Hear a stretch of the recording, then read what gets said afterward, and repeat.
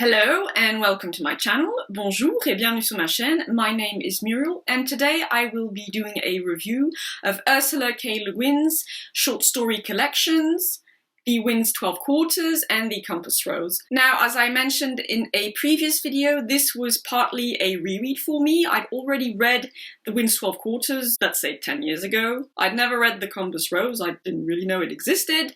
But I came across this Science Fiction Masterworks edition one day in the library. Not a library, a bookstore. And I was like, ooh, something from Ursula K. Le Guin I haven't read yet, sign me up. So, like I said, they are both short story collections in the science fiction, fantasy, and I guess magical realism genres. Now, since it's not a novel, I'm not really gonna, talk about characters or a main storyline or story arc, but I will touch upon the writing / style. So, Ursula K. Le Guin has a very unique voice, she had a very unique voice. I would say it's very elegant. There's something very neat, polished, but not, precious or overbearing. The way she writes is not pure, that's not the right word, but I feel like I'm truly in another place, but a place I've been yearning for without realizing it, if that makes sense.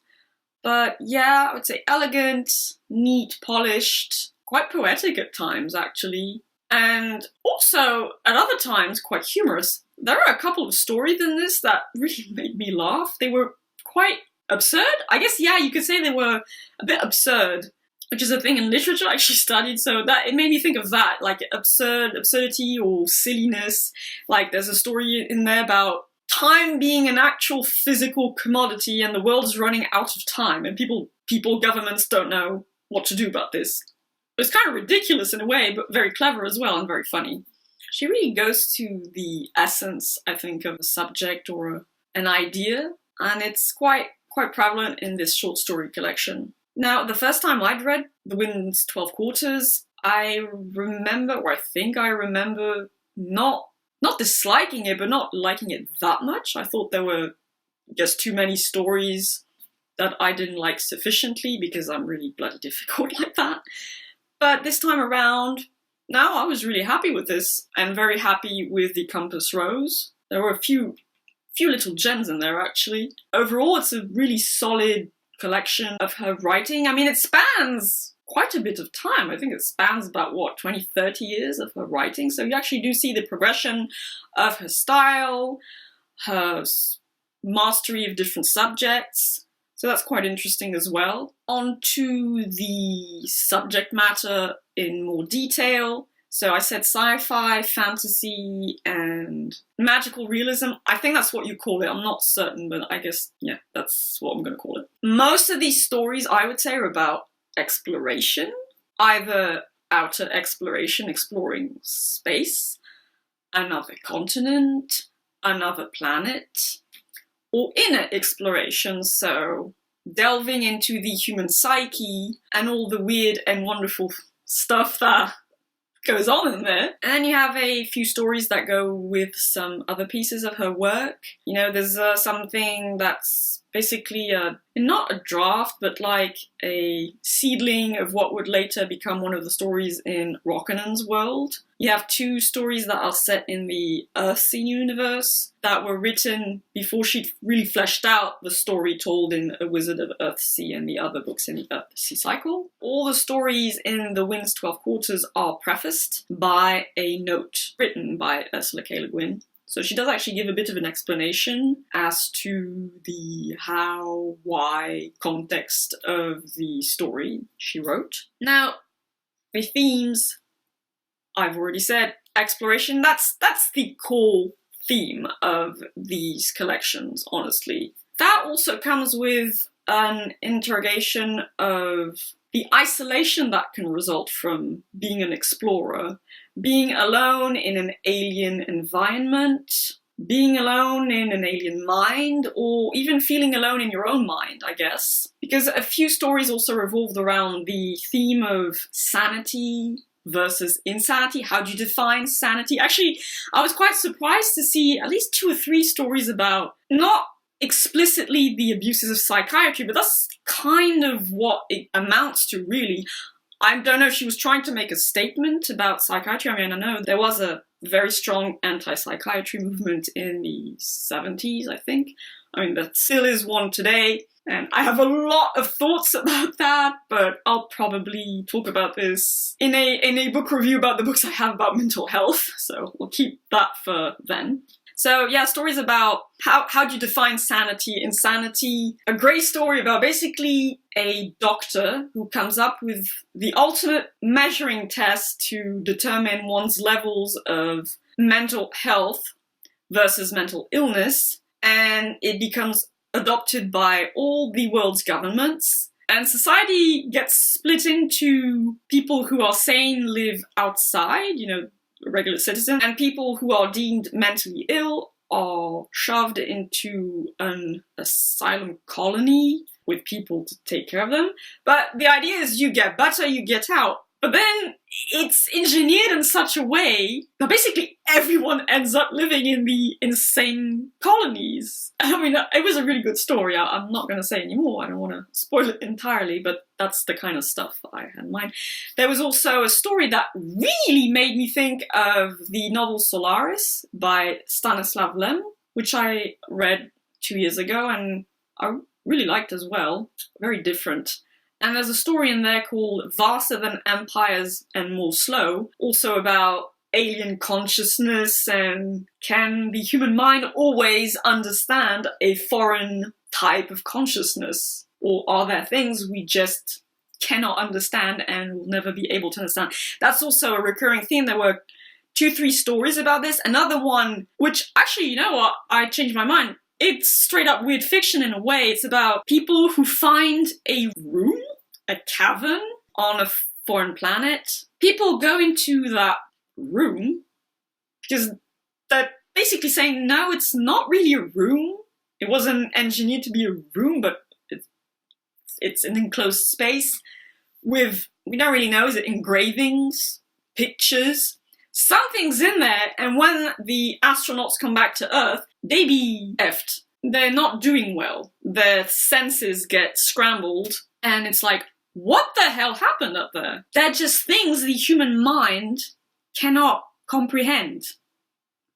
And, straight up exploration, space exploration. There's also a story about women exploring Antarctica and, what happens to the crew. Yeah, I mean, that's also an important part of it. So isolation of the individual, but also how does that affect the dynamics of a group of people to go to the confines of the universe or the Earth, to explore the unknown, and to be entirely codependent upon your team, basically. What does that do to a group of people? But again, it's all about, exploration, but also the exploration of knowledge, seeking knowledge, seeking truth. There's a sense of going, right?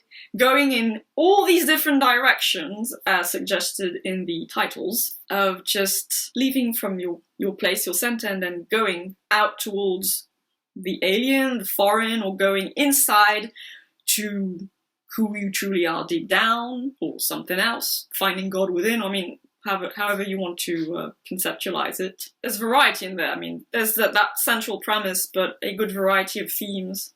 Another story I'd like to quickly mention that I really liked also goes back to the theme of exploration and also communication, trying to understand different kinds of minds. There's a story in there about scientists, so what are they called? Zoolinguists or something? It's basically a society of researchers that study non-human literature. So they find in the animal kingdom that there are different animal societies and they all have their own form of literature. Ants have it. Penguins write stories by swimming together in the ocean, or ants write about their lives by leaving pheromones on seeds. That was a great little story. Or another one, she writes from the point of view of a tree. Now, at first you don't really, I mean, she does explain that the story is about a tree, but you don't really understand what she's writing about, because the perspective is really weird. But then you have to remember, oh right, this is from the point of view of a tree. A tree is immobile, it's a plant. That's one of the fundamental differences between animals and plants. Animals have evolved to be mobile, to move around and seek their energy source out in the world.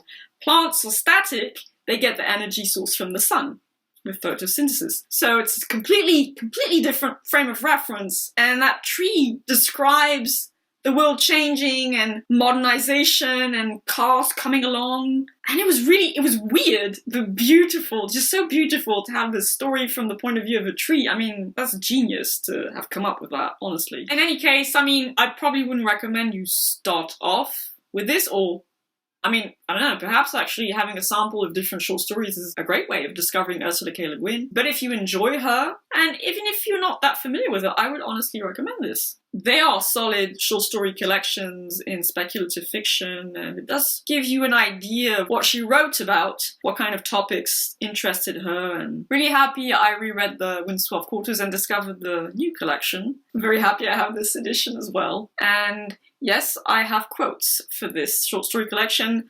They're going to be a bit all over the place, because I'm not going to specify which quote goes with which story. You can just imagine what kind of story the quote belongs to.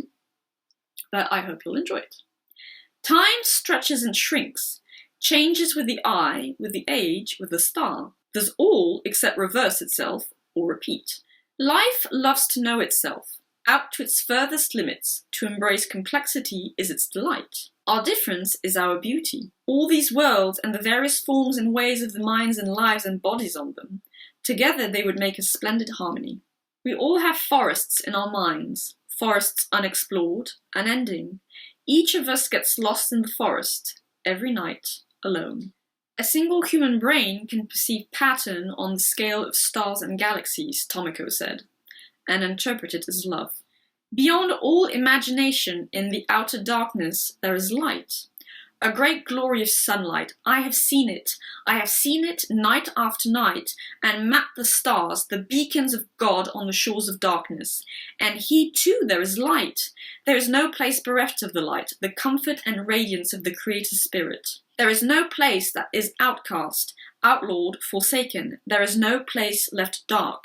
Where the eyes of God have seen, there light is. We must go farther, we must look farther. There is light if we will see it, not with eyes alone, but with the skill of the hands and the knowledge of the mind and the heart's faith in the unseen revealed and the hidden made plain. And all the dark earth shines like a sleeping star. If they wish to see death visibly in the world, that is their business, not mine. I will not act eternity for them. Let them not turn to the trees for death.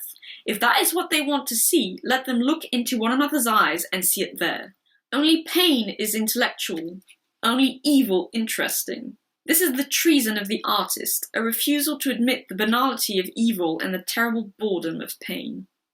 She was frightened by his anguish, diffident as it was. She did not know much about anguish, only about misery, the endurable and ending pain, not the destroying one.